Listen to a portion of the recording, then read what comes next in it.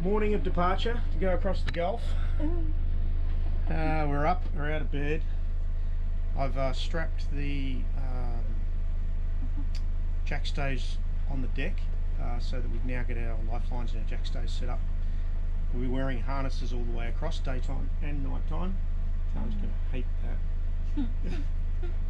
Anyway, it's got to be done. Now we're just going to do some breakfast. And we're waiting for the tide to turn here. It's 7:10 in the morning. Once the tide turns, we'll be able to ride it and head out across those sandbanks to the west of Torres Strait. Yeah, a little bit nervous. A little bit. Didn't sleep too well last night. The forecast is 15 to 20 knots, pretty much all the way across, but it feels like it's going to blow 20 plus. Considering we're running before it, I don't see that as any issue. The only thing in my head that I worry about a little bit is the rudder. So it was making that, in the previous episode you'd see that it was making that groaning sound coming up the coast, which we seem to fix at Adolphus Island, just east of Torres Strait, or in Torres Strait, with some WD-40. But the only test we've had is from Adolphus Island to Horn Island in probably 1/2 to 3/4 metre seas. It probably should have been groaning then, but it wasn't, so maybe the WD fixed it. Then we had a mechanic slash commercial diver come and have a look. He dived on the rudder. He said there's a tiny bit of play, but he didn't think it was an issue, and he sprayed it with lanolin, which hopefully will solve the issue. So that's my only real concern. We get halfway across and that rudder decides it's going to play up again. But I don't think that's going to happen, otherwise it wouldn't be going. So that's the only thing in the back of my head, otherwise the boat's ready to go. Yeah. Alright, let's go across the Gulf of Carpentaria. We're pulling the pickup now. I've got about 40 metres of chain left to go. And ourselves and our friendly boat, Lady D, are leaving Friday Island right now on our way across the Gulf. It's pretty windy in here. It's in the anchorage here, it's a good 20-22 knots. So I think that's what we're going to see as we go across, at least for the first 24-30 hours anyway. After that maybe we'll see a little bit of easing of the wind. But anyway, we've got what we got. It's a reasonable window as long as we're running downwind and the steering's good. No issues with the rudder, we're going to have a good trip. Obviously we're all geared up. We'll wear these 24/7 now for the next couple of days. The last thing is just to message the family and say, hey, we're going. I mean, they know, but it'd be nice to touch base with them this morning and just let them know. Hopefully that sun comes out. We need the solar charge. That's why I'm running the engine right now. We're just sort of very low cruising speed heading downwind. We could be sailing it, but I need that charge before we go through the day and through the night for 2 days, 2 nights, running that autopilot and the freezer at the same time. But probably soon I'll set that headsail, crack it out, and we'll run a bit of motor sailing for the next couple of hours.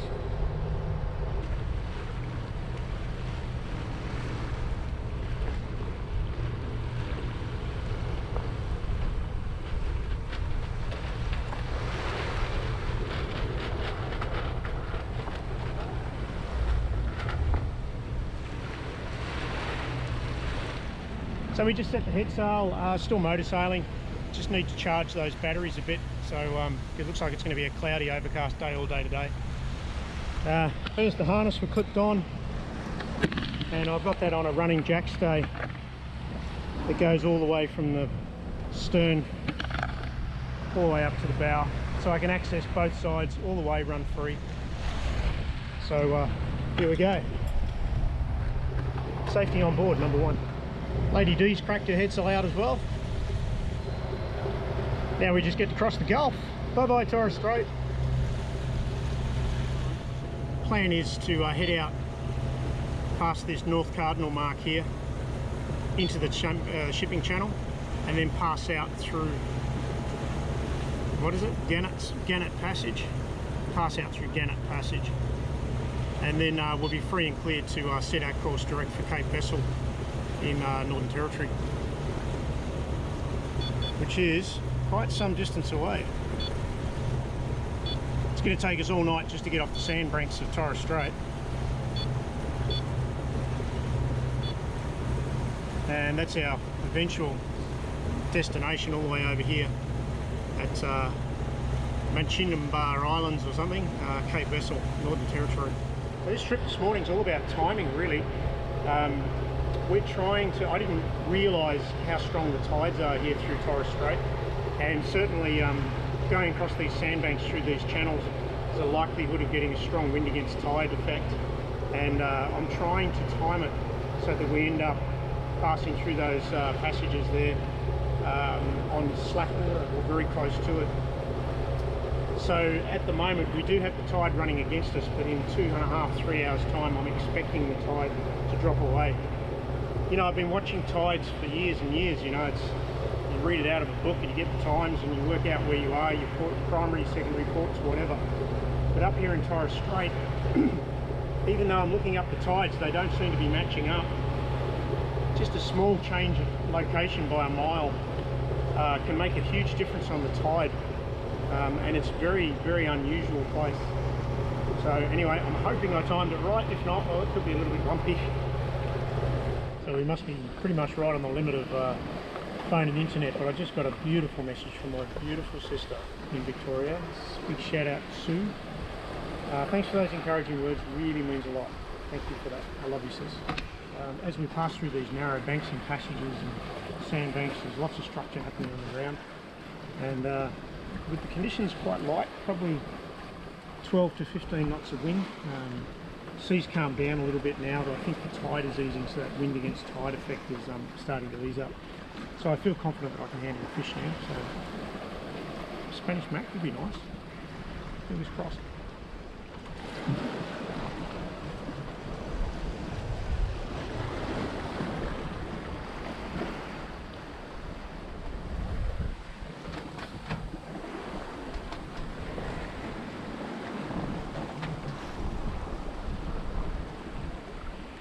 That's the last island we're going to see for a couple of days now, or the last land we're going to see for a couple of days. Way off in the distance over there is what's left of Torres Strait, but we'll lose sight of that probably in the next hour. That's the last land we're going to see for a little bit. Conditions are pretty benign actually. We've probably got about 15 to 20 knots as forecast.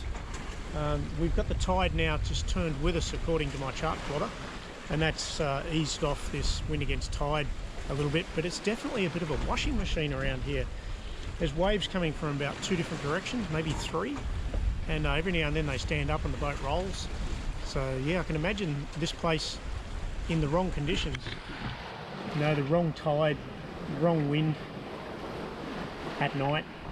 Ugh, pretty ugly. I think Lady D was saying that they ended up coming, they went out and then they ended up coming back in, and it took them 10 hours to do 10 miles. So they must have been against the wind and the tide. It would have been pretty awful here at that time of the day and the night. But anyway, we look like we've nailed it, the approach here. So we're getting just a little bit of a tide with us. It's flattening the seas out. We've got the wind behind us, so we'll be going through this passage probably in the next, well, we're closing on it now, so over the next 30 minutes to maybe an hour, we'll be clear of that passage, and then we can start our run straight across the Gulf. So you can see Lady Dakka, now known as Lady D, with us just ahead of her, and we're heading down that channel. We're going to come down here, spit out the end below that South Cardinal mark, and then spit out across to the Gulf in this direction there. Booby Island down here, right at the bottom, last land we're going to see for a while.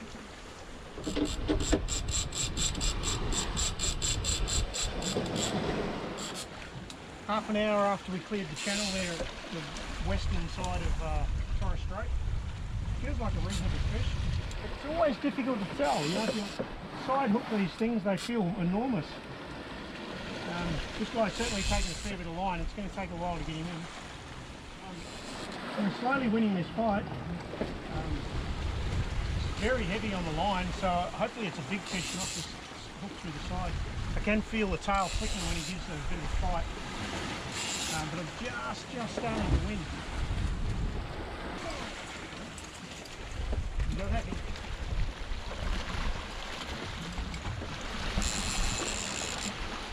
So we picked up another tuna.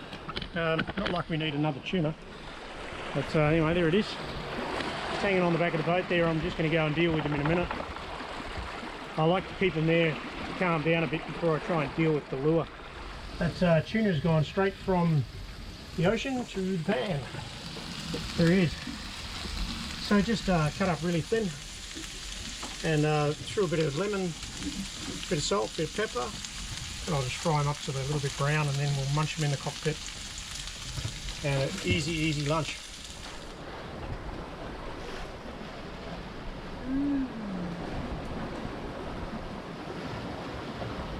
He's good.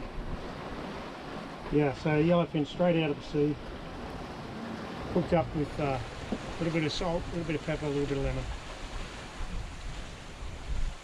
That is good. So here comes the helicopter. I think this is Waterfall would be my bet. Come to check us out, see who we are and what we're doing.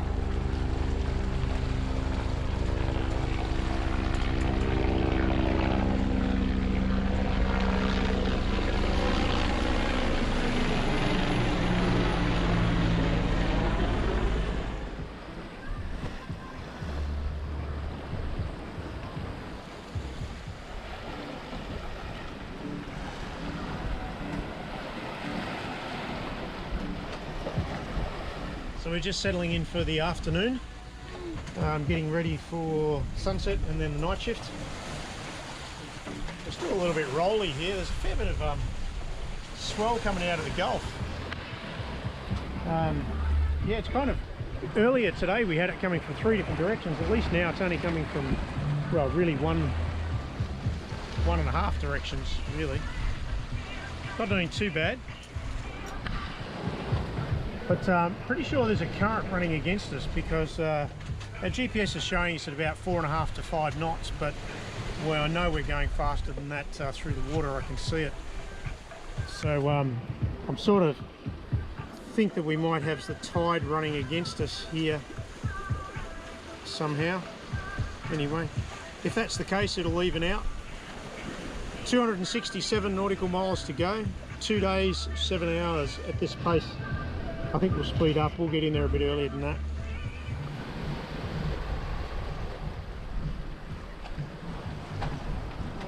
What passes for a sunset out here in the middle of the Arafura Sea, or the Gulf of Carpentaria. Haven't got a sunset tonight. Just got some cloud blocking the sun pretty much. So it's going to get dark fairly quick. Normally we'd sit here and watch the sunset, but tonight we're not going to get to see anything. It's going to start to get dark. It's time 6:30. So we've been going for 10.5 hours, and we've done 60 nautical miles, 10.5 hours, so close enough to 6 knots average. So by the time we've done our 12, that'll be 72 miles. Multiply that by 2 is 144 nautical. So we're doing about 144 nautical miles per 24 hours at this rate. So that's a pretty good, yeah, pretty good passage speed, 140 miles a day.